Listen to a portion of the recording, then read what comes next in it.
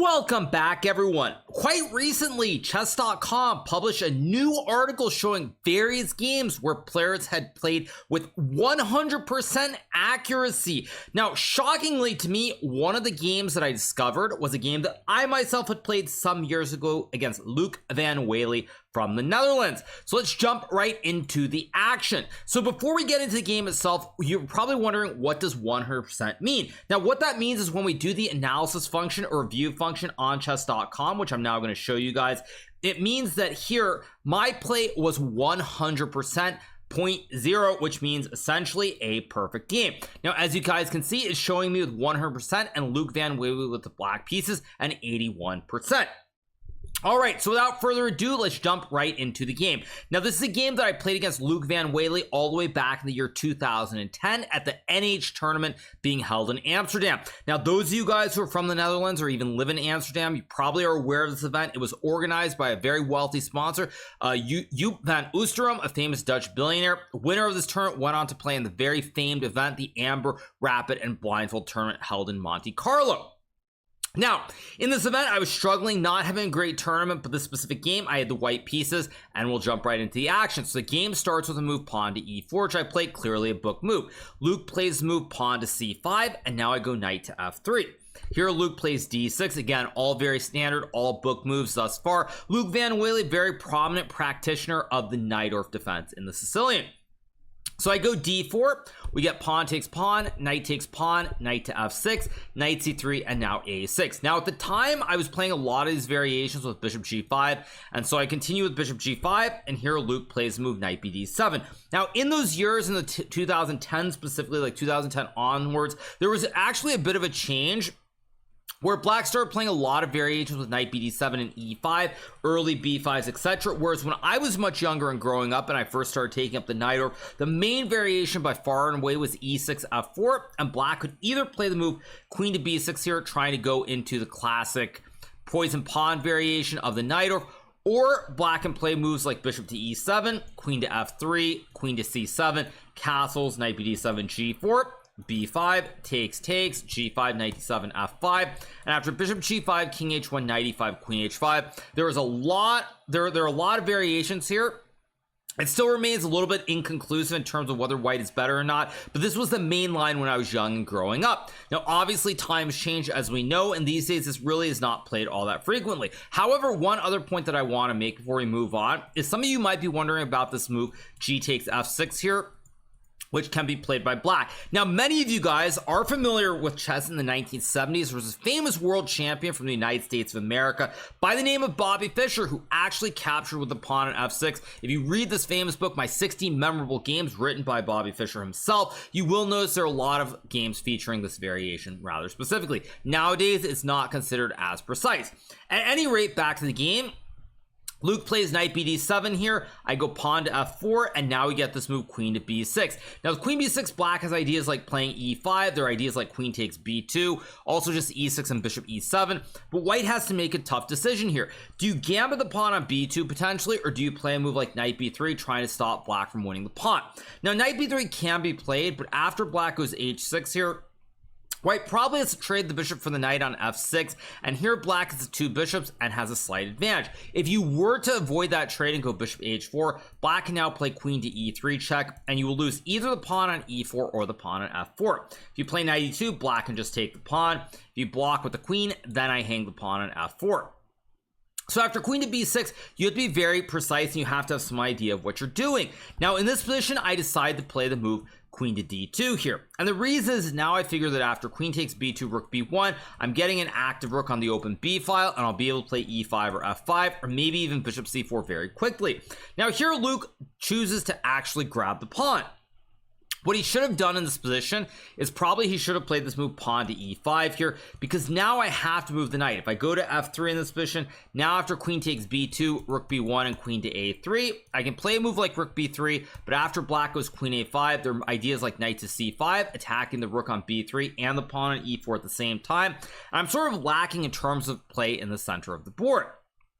So if Luc had played e5 here, Probably I would have gone knight to b3, but now after h6, it's already very difficult to play. I can play this move, bishop takes f6, but after knight takes f6, castles queenside and bishop e7, black will simply castle the king out of the board very quickly, and then put the bishop on, let's just give an example. Black can put the bishop on e6 here, pressure towards the knight on b3, or even put the bishop on g4 and attack the rook on d1. Either way, let's just say bishop e6, knight c1 is played, black gets rook c8 here. A lot of pressure on the c file. I have these weaknesses in the center as well with the pawns on e4 and f4, and it's very, very tricky and difficult to play.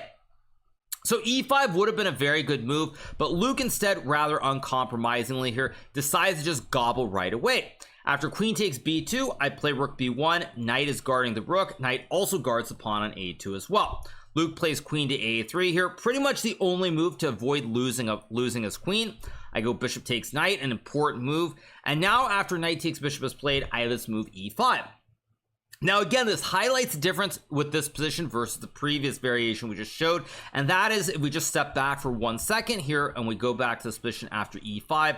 Let's just say knight f3 takes rook b1 queen a3. You'll notice that here I can no longer push the pawns to the center of the board, so black is completely fine. But in this specific position after bishop takes knight, if black takes back, let's say the pawn, for example, I now have knight to d5, and with these knights in the center of the board, it's very hard for black to play. I'm threatening knight c7, forking the king and the rook. If you play a move like queen c5, I can even play a move like rook to b3 here, and it's a very scary position for black. If you play a move like, let's just say e5, now I can go knight to f5, and with these knights, all black's pieces are poorly placed.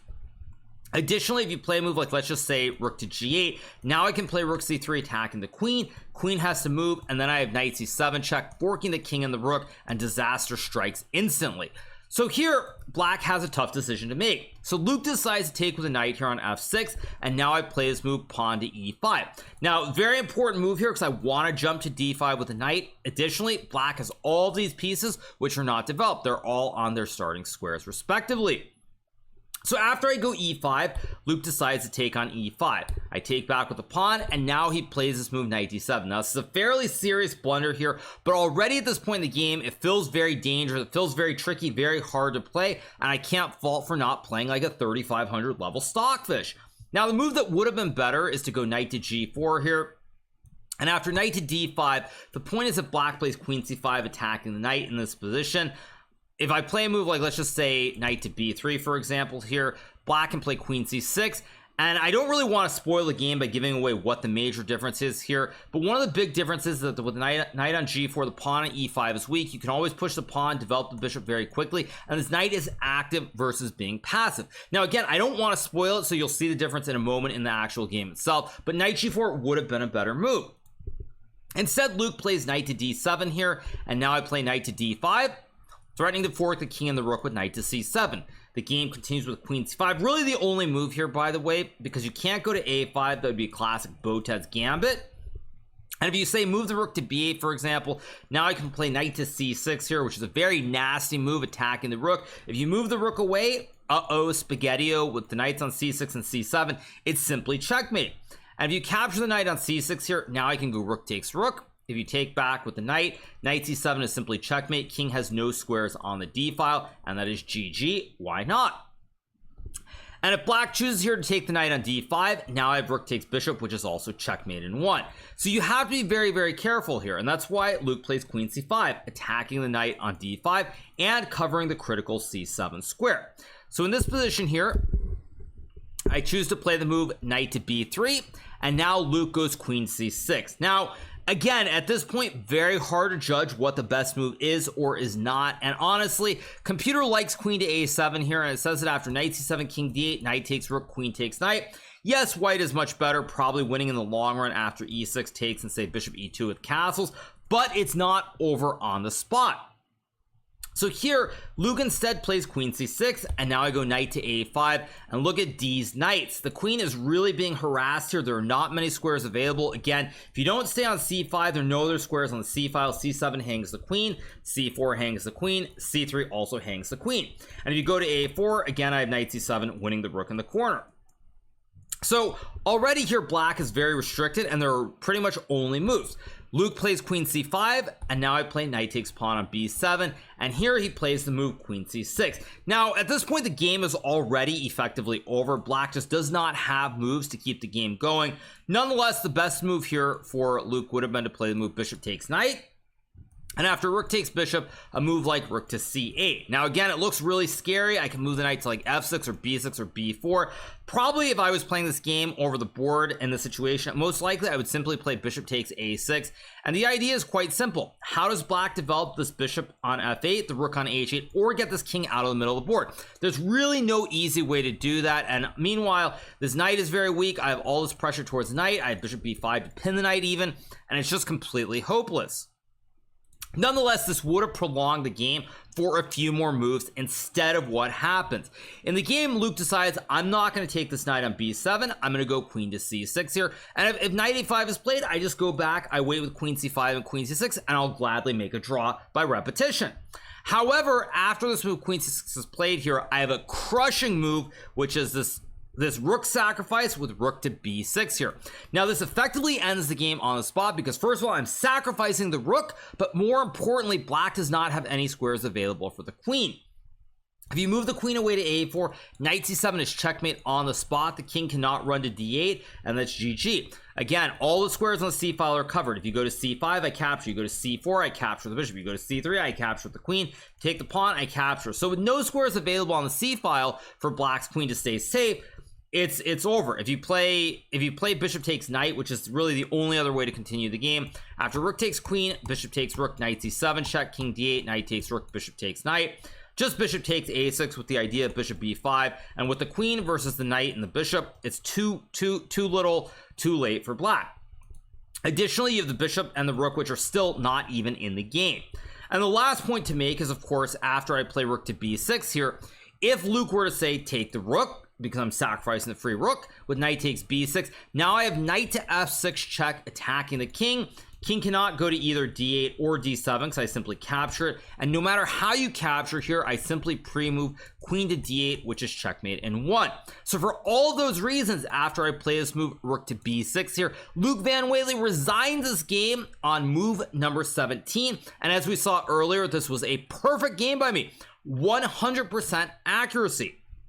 Now, I haven't gone through all my games, and as I mentioned before, this comes from a specific chess.com article in terms of perfect games that were played. I suspect I have more perfect games, but right off, I don't know, so we'll have to wait and see if there are more articles that are published which show more of my game. At any rate, I hope you guys have enjoyed this video. If you have not checked out that article yet on chess.com, make sure to check it out. Additionally, if you guys leave your comments and thoughts on whether I should cover the other 4 games in the article where one of the players have played a perfect Master 100.0% game, let me know in those comments. I'll try to cover the games if enough of you guys want me to do that. At any rate, I hope you've enjoyed this video. I hope you've enjoyed the content that I'm bringing to you guys. Make sure to hit that subscribe button below, and I will be back very soon with more great videos for YouTube.